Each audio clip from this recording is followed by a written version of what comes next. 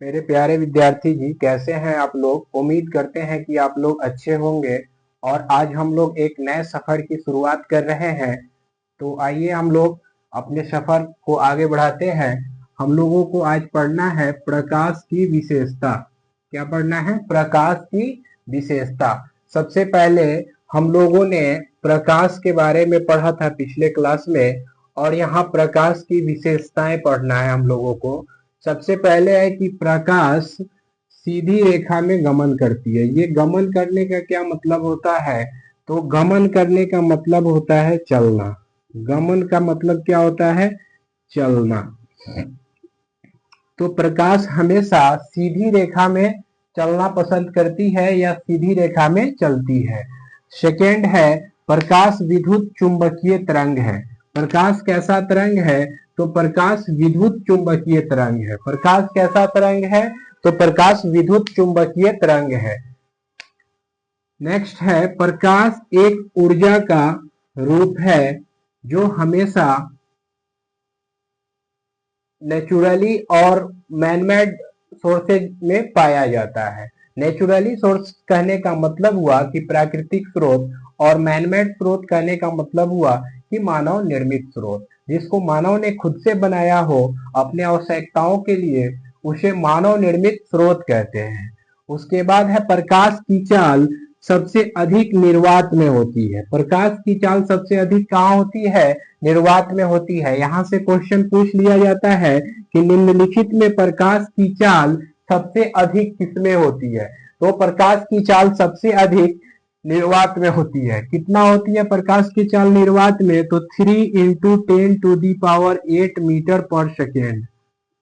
प्रकाश की चाल निर्वात में कितना होती है? 3 × 10⁸ मीटर पर सेकेंड। उसके बाद है, प्रकाश स्वयं नहीं दिखता है। प्रकाश को हम लोग नहीं देख सकते हैं, लेकिन प्रकाश के मदद से हम लोग किसी दूसरे वस्तु को क्या करते हैं? देखते हैं। प्रकाश स्वयं नहीं दिखता है, पर हमें देखने में क्या करता है? मदद करता है। हमें दूसरे वस्तु को देखने में मदद करता है, हेल्प करता है। उसके बाद है, प्रकाश का परावर्तन या अपवर्तन किया जा सकता है। तो प्रकाश का परावर्तन क्या होता है, इस परावर्तन को हम लोग समझ लेते हैं। तो प्रकाश जब किसी माध्यम से आ रही होती है, तो वो किसी सतह से या सरफेस से टकरा करके उसी माध्यम में वापस लौट जाने के घटनाक्रम को प्रकाश का परावर्तन कहते हैं। और प्रकाश के अपवर्तन, तो अपवर्तन में क्या होता है बच्चों, कि प्रकाश किसी माध्यम से आ रही होती है और उस माध्यम को चीर करके अंदर चली जाती है, क्रॉस कर जाती है और अपने पथ से विचलित हो जाती है। इस घटनाक्रम को प्रकाश का अपवर्तन कहते हैं। ठीक है, हम लोग फिर से एक बार देख लेते हैं प्रकाश की विशेषता। प्रकाश हमेशा सीधी रेखा में गमन करती है। कहने का ये मतलब हुआ कि प्रकाश हमेशा सीधी रेखा में चलती है। प्रकाश हमेशा सीधी रेखा में चलती है। उसके बाद है कि प्रकाश एक ऊर्जा का रूप है। प्रकाश क्या है? एक ऊर्जा का रूप है। Light is a energy. प्रकाश एक ऊर्जा का रूप है।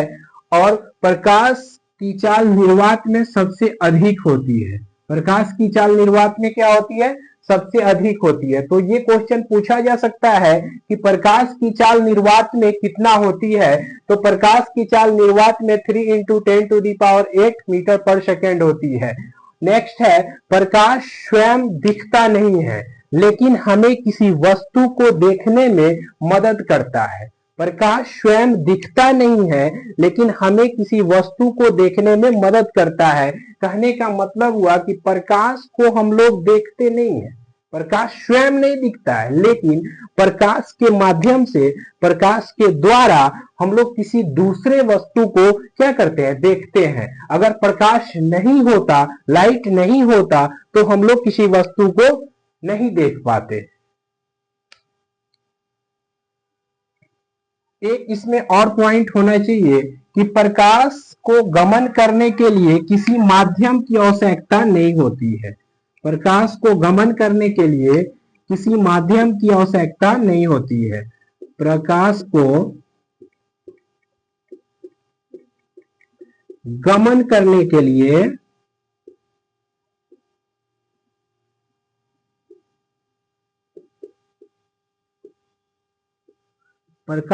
गमन करने के लिए किसी माध्यम की आवश्यकता नहीं होती है।